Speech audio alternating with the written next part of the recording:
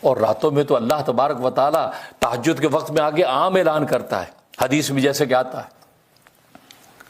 رمضان میں تو دن رات اللہ تبارک و تعالیٰ یہ اعلان کرتے ہیں، رمضان میں دن میں بھی رات میں بھی، حل من مستغفر فاغفر لہ، ہے کوئی تم میں بخشی مانگنے والا میں اس کو بخش دوں، حل من مسترزق فارزق لہ، ہے کوئی رزق مانگنے والا میں اس کو رزق دے دوں، فل مبتلا فوافی، ہے کوئی تم میں سے پریشان حال کسی مصیبت مبتلا میں اس کو عافیت دے دوں، اللہ قضا اللہ قضا۔ حدیث فرمایا کہ دنیا کی ہر انسانی ضرورت کا نام لے کر اللہ پکارتے ہیں۔ یہ رمضان میں تو دن رات یہ اعلان رحمت ہوتا ہے، اور غیر رمضان میں شب برات میں مغرب سے لے کے صبح صادق یعنی تہجد تک اعلان ہوتا ہے۔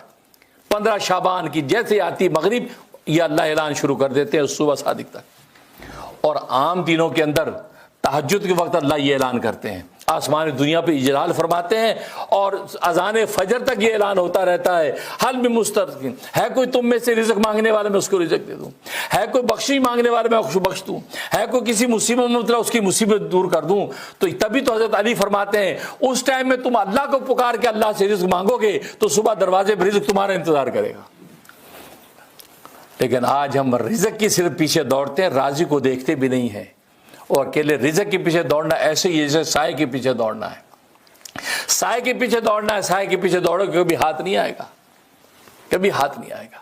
اور رزق اللہ تبارک و تعالی نے آپ کا لکھ دیا، متعین کر دیا ہے۔ صحیح بخاری کی حدیث ہے، جیسے ہی ماں کے رحم کے اندر نطفہ ٹھہرتا ہے اسی وقت فرشتہ رجسٹر لے کے آ جاتا ہے اور اس کا رزق لکھ دیتا ہے، پوچھتا ہے اللہ سے مر رزق، اللہ اس کا کتنا رزق لکھوں پوری زندگی کا؟ اللہ فرماتا ہے اتنا لکھ دو، اسی وقت لکھ دیتا۔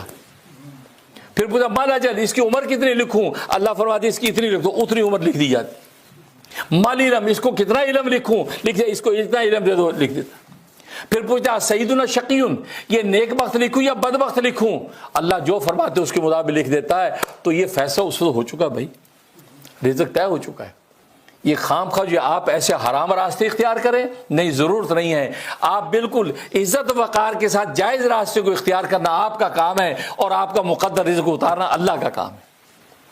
اس لیے تو ذلت والا رزق بھی کی بھی اجازت نہیں۔ آپ کو ایسی نوکری، آج امریکہ یورپ میں آپ رہتے ہیں، خدا نہ خواستہ کوئی ایسی نوکری ملی جو ذلت والی ہے، تو مسلمان مومن کو ذلت کی نوکری لینے کی اجازت نہیں ہے۔ آپ کہہ رہے سوری مجھے نہیں چاہیے، کیونکہ اللہ نے عزت کا رزق آپ کو لکھا ہوا آپ کو دے گا۔ تھوڑا سا ٹائم لگے گا، آزمائش آئے گی، کوئی بات نہیں۔ بچہ بھی تو روتا ہے، 2-4 منٹ بچہ وائے کرتا رہتا ہے، اور ماں کا دل ممتا کا پگھلتا نہیں، وہ کہتے کوئی کرتی ہوں، یہ ہنڈیا کو پہلے تڑکا تو لگا لوں، اس کو تھوڑا سا گیپ دے دیتی ہے، بچہ بھی روتا ہے۔ تو اگر آپ کو تھوڑا سا رونے کا ٹائم آ گیا تو روتے رہیں، تھوڑی دیر بھوک پیاس برداشت کریں، لیکن اس کے لیے کچھ ذلت کا راستہ اختیار نہ کریں۔ ایسی نوکری مل گئی کہ جس میں ذلیل ہو رہا آدمی، نہیں، ضرورت ہی نہیں کہ جی سوری نہیں چاہیے۔ اللہ کو یہ وقار آپ کا ایسا بھلا لگے گا، اللہ آپ کے لیے رزق کا دروازہ کھول دے گا۔ تو کہنے کا مقصد یہ تو مقدر رزق آپ کو کا تقسیم ہو چکا، وہ آپ کو ملنا ہی ملنا ہے۔ تو کہنے کا مقصد یہ، تو دنیا میں انسان کو اللہ تبارک و تعالی عبادات شرعیہ جو دیے ہیں اس کے اندر آخرت کا بھی نفع ہے، اور ساتھ ساتھ جو ہے دنیا کا بینیفٹ بھی ہے، لیکن آپ کی نگاہ دنیا کی بینیفٹ بھی نہیں ہونی چاہیے۔ جیسے اللہ والے فرماتے ہیں آپ گھڑی اس نیت سے خریدیں تاکہ نماز کا وقت دیکھ سکوں، تو آفس کا بھی وقت دیکھ لیتا کہ نہیں دیکھ لیتا؟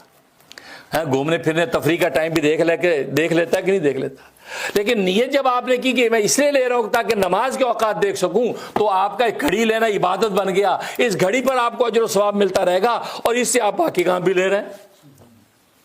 آپ نے روشن دان اس لیے سے کھولا تھا کہ اذان کی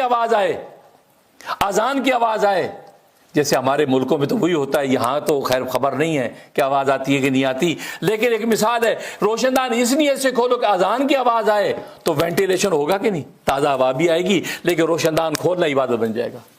آپ گاڑی اس نیت سے خریدیں کہ وقت پہ جمعے کی نماز کے لیے جا سکوں، وقت پہ جو ہے نماز کے لیے پہنچ سکوں، وقت کے لیے فلاں درس کے لیے پہنچ سکوں۔ آپ نیت یہ کر لیں تو گاڑی آپ کو آفس بھی لے کے جائے گی، گھومنے پھرنے بھی لے کے جائے گی، آپ جو تفریح بھی اس سے پہ کریں گے۔ لیکن نیت کرنے کی وجہ سے کیا ہوگا؟ انما الاعمال بالنیات، اعمال کا دار و مدار نیتوں پر ہے، لہذا آپ کا گاڑی لینا عبادت بن جائے گا، اور اللہ کی خاص نصرت آپ کے ساتھ چلے گی۔ بس یہی ہے. تو دین اسلام کا یہ کمال, آپ نیت نہ رکھے, نگاہ ادھر نہ رکھے دنیا کے بینیفٹ پہ کہ نماز سے مجھے یہ بینیفٹ ملے, روزے سے مجھے یہ ملے, یا اللہ اس سے بس تو مجھے مل جا. جب اللہ مل گیا تو سب کچھ مل جائے گا. جس کو بادشاہ مل گیا بادشاہی قدموں میں, بادشاہوں کا بادشاہ جس کا ہو گیا تو ساری بادشاہی آپ کے قدموں میں آ جائے گی. اللہ تبارک و تعالی عمل کرنے کی توفیق نصیب فرمائے. وآخر دعوانا الحمدللہ رب العالمین.